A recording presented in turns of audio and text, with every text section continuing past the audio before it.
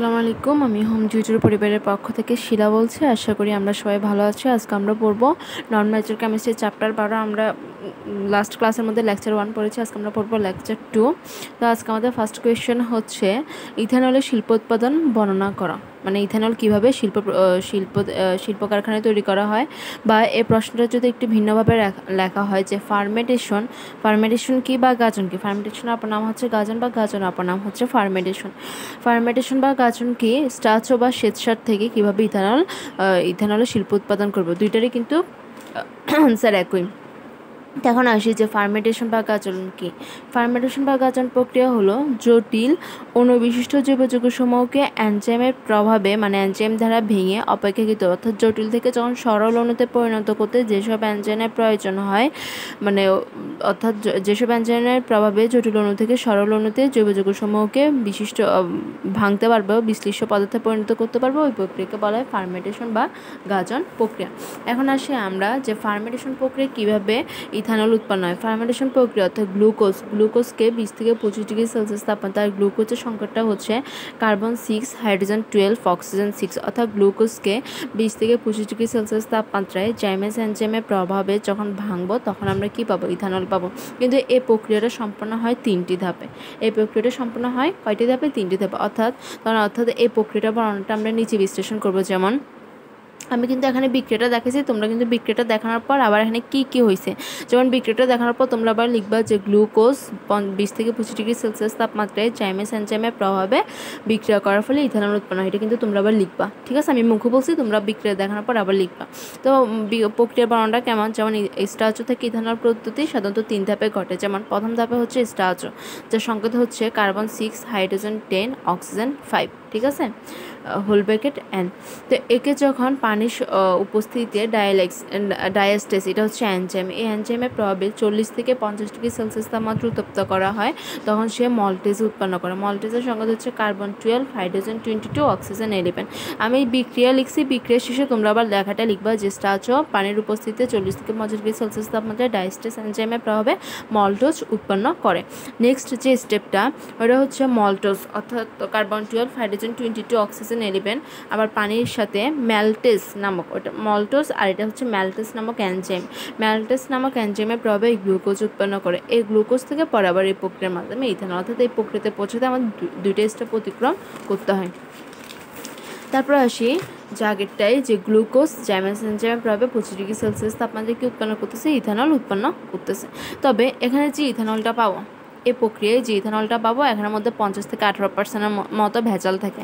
অর্থাৎ এই প্রক্রিয়ায় যে ইথানলটা পাবো এর মধ্যে 50 থেকে 18% মধ্যে ভেজাল হিসেবে গ্লিসারিন থাকে, অ্যাসিটন থাকে ও উচ্চতর অ্যালকোহল থাকে সামান্য পরিমাণ।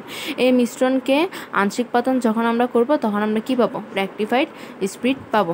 এই মিশ্রণকে যখন আংশিক পাতন করব তখন রেকটিফাইড স্পিরিট পাবো। ওই রেকটিফাইড স্পিরিটকে আবার পাথরের চুন সহযোগে যদি পাতন করি, যেমন কত ডিগ্রি, 78.33 ডিগ্রি সেলসিয়াস তাপমাত্রা, অথবা বেনজিন সহ যদি সমস্ফুটনে যদি পাতন করি তাহলে এই অনাদ্র বিশুদ্ধ ইথানলটা কি আমরা পাবো। অর্থাৎ এই প্রক্রিয়ায় বিশুদ্ধকরণ, ওই ফার্মেন্টেশন প্রক্রিয়ায় যে ইথানলটা উৎপন্ন করবে তা এই প্রক্রিয়ায় যদি বিশুদ্ধ পাতন করি তাহলে আমরা ওর থেকে যে 14 থেকে 15% যে ভেজালটা আছে তা চলে যাবে এবং আমরা এই প্রক্রিয়ার মাধ্যমে 99.5% বিশুদ্ধ কী পাবো? ইথানল পাচ্ছি। এটা হচ্ছে মূলত আমাদের ফার্স্ট কোয়েশ্চেনের আনসারটা শেষ হলো যে ইথানলের কীভাবে শিল্প উৎপাদন হয়, ঠিক আছে? তারপর আসি আমাদের নেক্সট কোয়েশ্চন, যে হচ্ছে জৈব যৌগে অসম্পৃক্ততা দুটি পরীক্ষা সমীকরণ সহ দেখো। মানে জৈব যৌগের মধ্যে সম্পৃক্ত অসম্পৃক্ত আমরা কীভাবে আলাদা করব। যেমন সম্পৃক্ত অসম্পৃক্ত আলাদা করতে হলে আমরা বেয়ার পরীক্ষা এবং হচ্ছে ব্রোমিন দ্রবণ সহ পরীক্ষা, দুটো পরীক্ষার মাধ্যমে আমরা জৈব যৌগে কোনগুলো সম্পৃক্ত আর কোনগুলো অসম্পৃক্ত জৈব যৌগ তা আমরা বের করতে পারি। যেমন বেয়ার পরীক্ষার মাধ্যমে, বেয়ার পরীক্ষা মানে হচ্ছে পটাশিয়াম হাইড্রোক্সাইডের উপস্থিতিতে অসম্পৃক্ত হাইড্রোকার্বনের সাথে, অর্থাৎ অ্যালকিন হোক বা অ্যালকাইন হোক, পটাশিয়াম পারম্যাঙ্গানেটের পটাশিয়াম পারম্যাঙ্গানেটের উপস্থিতিতে বিক্রিয়া ঘটানো। অর্থাৎ বেয়ার পরীক্ষাটা হলো অ্যালকিন বা অ্যালকাইন, অর্থাৎ অসম্পৃক্ত মানে আমরা অ্যালকিনও বুঝি বা অ্যালকাইনও বুঝি। তো এরকম একটা অসম্পৃক্ত জৈব যৌগ নিয়ে, অসম্পৃক্ত জৈব যৌগকে যখন পটাশিয়াম হাইড্রোক্সাইডের উপস্থিতিতে পটাশিয়াম পারম্যাঙ্গানেটের সাথে বিক্রিয়া করানো হবে তখন একটা কী পাবো, অ্যালকোহল পাচ্ছি। তবে এই প্রক্রিয়া কীভাবে বুঝবো যে পটাশিয়াম পারম্যাঙ্গানেটের বর্ণ হচ্ছে নর্মালি হচ্ছে গোলাপি বর্ণ। তো যদি সে মানে দ্বিবন্ধনযুক্ত হয় বা ত্রিবন্ধনযুক্ত হয় অর্থাৎ অসম্পৃক্ত যোগ হয়, তাহলে এই বিক্রিয়ার মাধ্যমে গোলাপি বর্ণটা কী হয়ে যাবে, বিনষ্ট হয়ে যাবে, অর্থাৎ গোলাপি বর্ণটা আর গোলাপি থাকবে না। আর সম্পৃক্ত জৈব যৌগের ক্ষেত্রে অর্থাৎ যাদের মধ্যে একক বন্ধন, ঠিক আছে, যাদের মধ্যে একক বন্ধন রয়েছে যেমন অ্যালকেন, সম্পৃক্ত জৈব যৌগে এই ধরনের বিয়ার পরীক্ষা দেবে না, অর্থাৎ ওই ক্ষেত্রে কোনো রিয়েকশন হবে না, অর্থাৎ কোনো রিয়েকশন হয়ে অ্যালকোহল উৎপন্ন হবে না। তারপর দেখি যে ব্রোমিন দ্রবণ সহ পরীক্ষা, এর মাধ্যমে আমরা অসম্পৃক্ত হাইড্রোকার্বন সমূহ চিহ্নিত করতে পারবো। যেমন ব্রোমিন দ্রবণ সহ যদি পরীক্ষাটা করি, যে ব্রোমিনের বর্ণ হচ্ছে নর্মালি বাদামি, তো যখন অ্যালকিনের সাথে যখন কোনো অ্যালকিনের সাথে যখন ব্রোমিনের বিক্রিয়াটা করাবো, তখন এই বিক্রিয়ার মাধ্যমে ব্রোমিনের বাদামি বর্ণটা কী হয়ে যাবে, বিনষ্ট হয়ে যাবে। কিন্তু সম্পৃক্ত জৈব যৌগের সময় এই ব্রোমিন দ্রবণের কোনো কী করবে না, বর্ণই বিনষ্ট করবে না, অর্থাৎ কোনো বিক্রিয়াই হবে না। এভাবে আমরা জৈব যৌগ অসম্পৃক্ত এবং সম্পৃক্ত জৈব যৌগের সময় আলাদা করবে এই দুটো পরীক্ষার মাধ্যমে। একটা হচ্ছে বেয়ার পরীক্ষা আর একটা হচ্ছে ব্রোমিন দ্রবণ সহ পরীক্ষা। তারপর আসে আমাদের নেক্সট কোয়েশ্চনটা কি, যে অ্যাসিটালডিহাইড অ্যালডোল ঘনীভবন বিক্রিয়া দেয় কিন্তু ফর্মালডিহাইড দেয় না।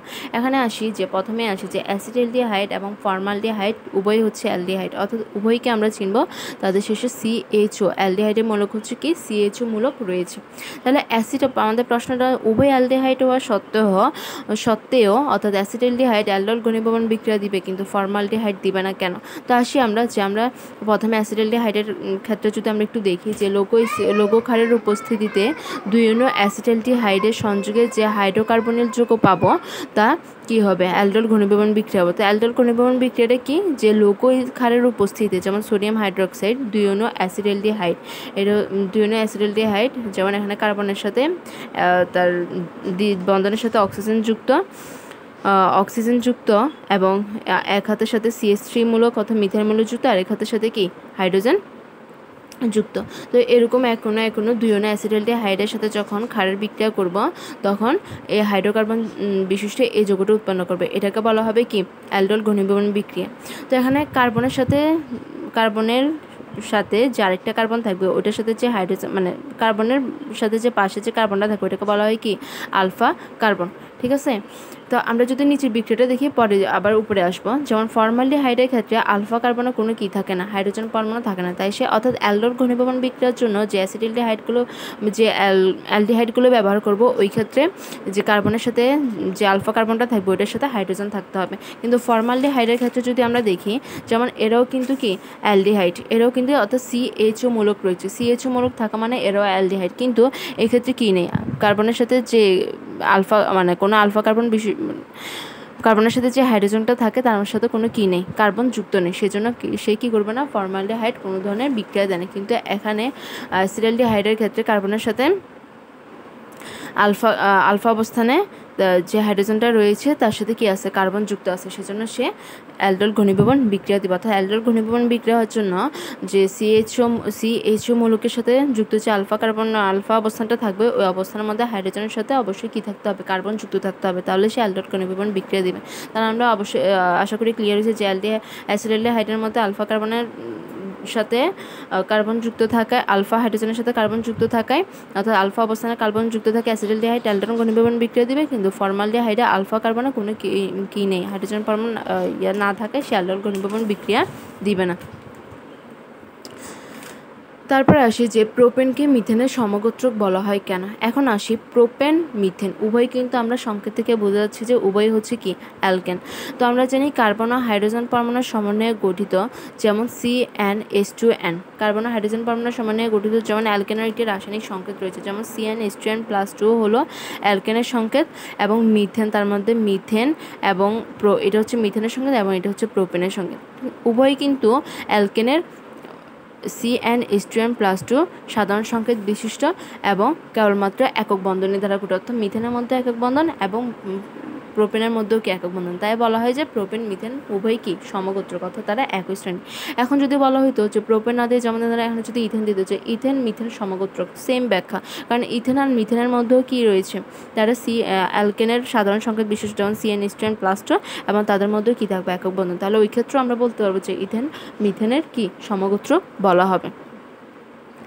তারপর আসি বেনজিনকে ইথাইনের পলিমার বলা হয় কেন। বেনজিনকে ইথাইনের পলিমার বলা হওয়ার কারণ হচ্ছে পলিমার মানে কি, যখন একটা জৈব যৌগ অসংখ্যবার ব্যবহৃত হবে। যেমন এক্ষেত্রে অ্যাসিটিলিন মানে হচ্ছে অ্যালকাইনের যে অ্যাসিটিলিন মূলকটা, এটা 3 অণু ব্যবহৃত হয়ে 500 ডিগ্রি সেলসিয়াস তাপমাত্রা আয়রন প্রভাবকের উপস্থিতিতে বেনজিন উৎপন্ন করছে। এই যে অসংখ্যবার ব্যবহৃত হয়েছে, এই অসংখ্যবার ব্যবহারের কারণে বেনজিনকে ইথাইনের কি বলা হয়, পলিমার বলা হয়।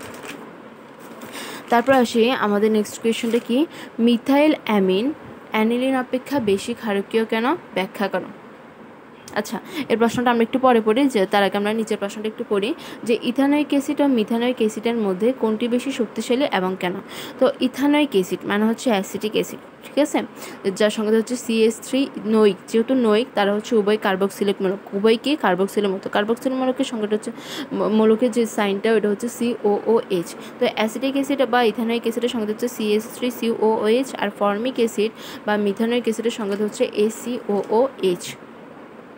তা আমরা যদি দেখি যে এখানে একটি মিথাইল মূলক রয়েছে, তো অ্যাসিড, এই দুটো মূলকের মধ্যে ফর্মিক অ্যাসিড বেশি শক্তিশালী হবে, কেননা অ্যাসিটিক অ্যাসিডের মধ্যে COOH মূলকের সাথে একটি মিথাইল মূলক এবং ফর্মিক অ্যাসিডে ACOOH অ্যাসিডের সাথে একটি হাইড্রোজেন মূলক বিদ্যমান। তো মিথাইল মূলকটা হচ্ছে ঋণাত্মক আবেশধর্মী, মিথাইল মূলক যে যুক্ত আছে এর সাথে এ হচ্ছে ঋণাত্মক আবেশধর্মী। এই ঋণাত্মক আবেশধর্মী হওয়ায় এটি অর্থাৎ অ্যাসিটিক অ্যাসিডের যে কার্বক্সিলিক মূলকটা রয়েছে ওই মূলকের এই কার্বনের যা ঋণাত্মক চার্জটা আছে ওইটা হ্রাস করে, এবং এর যে OH বন্ধনটা আছে তার আয়নীকরণ শক্তির পরিমাণও কি হ্রাস করে। অর্থাৎ একটি মিথাইল মূলক থাকায় এবং সে ঋণাত্মক ইলেকট্রনে কোষীয় হয়, তার প্রভাবটা এই OH মূলকের উপর পড়ে এবং তার আয়নীকরণ শক্তির মান হ্রাস পায়।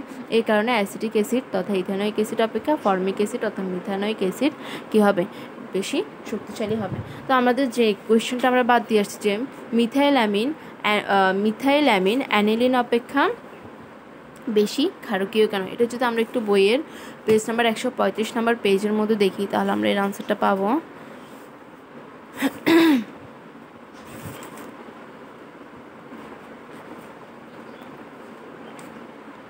আসি, প্রশ্ন কিন্তু সেম, যেমন এখানে বলছে কি মিথাইল অ্যামিন অ্যানিলিন অপেক্ষা বেশি ক্ষারকীয় কেন, অর্থাৎ মিথাইল অ্যামিন বেশি কি ক্ষারকীয় অ্যানিলিন অপেক্ষা। তো এখন প্রশ্নটা এখানে বলছে কি মিথাইল অ্যামিন অপেক্ষা অ্যানিলিন দুর্বল ক্ষারক কেন, সেম কোয়েশ্চন। তো আসি যে আমরা মিথাইল অ্যামিনের সংকেত হচ্ছে যেমন অর্থাৎ অ্যানের সাথে উভয়ের মধ্যে নাইট্রোজেন রয়েছে, তার মধ্যে এখানে একটা মিথাইল মূলক রয়েছে, তবে চাকরিক যৌগ না, কিন্তু অ্যানিলিন হচ্ছে একটি চাকরিক যৌগ, ঠিক আছে। তো আসি যে উভয়ের, এটা হচ্ছে মিথাইল অ্যামিনের সংকেত আর এটা হচ্ছে কি আমাদের অ্যাডেনিনের সংকেত। আমরা যদি একটু লক্ষ্য করি তাহলে দেখি যে মিথাইল অ্যামিন ও অ্যানিলিন উভয় যৌগের নাইট্রোজেন যে পরমাণু রয়েছে উভয়ের কি একজোড়া নিঃসংযোজোড় ইলেকট্রন রয়েছে, যে অন্য পদার্থকে তারা কি করতে পারবে, দান করতে পারবে। তারা লুইস মতবাদ অনুসারে আমরা বলতে পারবো উভয় কি ক্ষারক, কিন্তু মিথাইল অ্যামিন অ্যানিলিন অপেক্ষা বেশি ক্ষারকীয়, কারণ অ্যানিলিনের যে নাইট্রোজেন পরমাণু ওইটা সরাসরি আমরা দেখতে পাই যে একটা ইলেকট্রন গার্সীয় অর্থাৎ ইলেকট্রন শোষণ করে এরকম ফিনাইল মূলকের সাথে যুক্ত, ফলে অ্যানিলিনের যে নিঃসংযোজোড় ইলেকট্রনটা থাকে ওইটা এই শোষণের কারণে এখানে অনুরণনের সৃষ্টি করে। তো অনুরণনটা যদি আমরা দেখি ওদিকে টেনে নেওয়ার কারণে নাইট্রোজেনের যে ইলেকট্রন ঘনত্ব ওইটা হবে কি হ্রাস পাবে অ্যানিলিনের ক্ষেত্রে। তো আমরা যদি একটু অনুরণনের দিকে একটু খেয়াল করি, যেমন অ্যামিনো মূলকের যে একজন নিঃসংযোজোড় ইলেকট্রন রয়েছে তা যে চক্রের সাথে, অর্থাৎ কি চক্র, এটা ফিনাইল মূলকের যে চক্রের সাথে যুক্ত তার পাই ইলেকট্রনগুলো কিন্তু আস্তে আস্তে ধাপে ক্রমে কি করতেছে, চক্র ভেতরে শুষে নিচ্ছে, ফলে নাইট্রোজেনের ঘনত্ব কমে। যেমন নাইট্রোজেনের প্রথমে এটা এই জায়গায় আসবে একই সাথে, অর্থাৎ দুইটা তীর চিহ্ন কিন্তু একইভাবে কাজ করে। এখানে যে পাই বন্ধনটা আছে ওইটা যাবে আমরা, এটা হচ্ছে পিঠ, এটা হচ্ছে কি মাথা, কণাটাকে ধরবো কি মাথা, তাহলে পিঠ থেকে মাথায় যাবে, অর্থাৎ এই নিঃসংযোজোড় ইলেকট্রনগুলো এই মাথায় যখন আসবে তখন সে আবার মাথা থেকে কোথায় আসবে, পিঠ, অর্থাৎ পিঠ থেকে মাথা, মাথা থেকে পিঠ, এভাবে করে আবার যখন আবার পিঠে চলে আসবে তখন এর পিঠ থেকে আবার এখানে কি আসবে, ইলেকট্রনগুলো এখানে চলে আসবে। এভাবে কিন্তু পর্যায়ক্রমে চলতে চলতে তখন পাই ইলেকট্রনগুলোর এই অবস্থা হয়েছে, অর্থাৎ নাইট্রোজেনের যে নিঃসংযোজোড় ইলেকট্রন রয়েছে ওইটা ফিনাইল মূলক থাকার কারণে ইলেকট্রন এবং সেই ইলেকট্রন গ্রাসীয় হয়, সেই নাইট্রোজেন থেকে ইলেকট্রনগুলো চুষে নেয়, যার ফলে নাইট্রোজেনের কী হয়ে যায়, নাইট্রোজেনের ক্ষেত্রে তখন ইলেকট্রন ঘনত্বটা হ্রাস পায়। অন্যদিকে যদি আমরা মিথাইল অ্যামিনের ক্ষেত্রে দেখি, মিথাইল অ্যামিনের ক্ষেত্রে যে মিথাইল অ্যামিনের মধ্যে যে নাইট্রোজেনের সাথে যে মিথাইল মৌলটা রয়েছে ওইটা কিন্তু ইলেকট্রন উল্টো দানকারী, এই কিন্তু গ্রাসকারী, এ হচ্ছে দানকারী। তো সে দানকারী হওয়ার কারণে ইলেকট্রন উল্টো আরও নাইট্রোজেনের দিকে কি ঠেলে দেয়, ফলে এর হচ্ছে ইলেকট্রন ঘনত্ব কমে যাচ্ছে, আর এর ইলেকট্রন দানকারী গ্রুপ যুক্ত থাকে, এর ইলেকট্রন ঘনত্ব উল্টো আরও বেড়ে যাচ্ছে। এ কারণে আমরা বলতে পারি যে মিথাইল অ্যামিন অপেক্ষা অ্যানিলিন দুর্বল ক্ষারক, অর্থাৎ মিথাইল অ্যামিন অ্যানিলিন অপেক্ষা কি বেশি ক্ষারিকা। তো আজকে আমাদের লেকচার এতটুকুর মধ্যে থাকো। আমরা নেক্সট লেকচারের মধ্যে এই চ্যাপ্টার আরও কিছু কোয়েশ্চেন রয়েছে, আমরা এই চ্যাপ্টার আরও কোয়েশ্চেনগুলো পরে লেকচারের মধ্যে আলোচনা করবো। আল্লাহ হাফেজ, সবাই ভালো থাকবেন, আসসালামু আলাইকুম।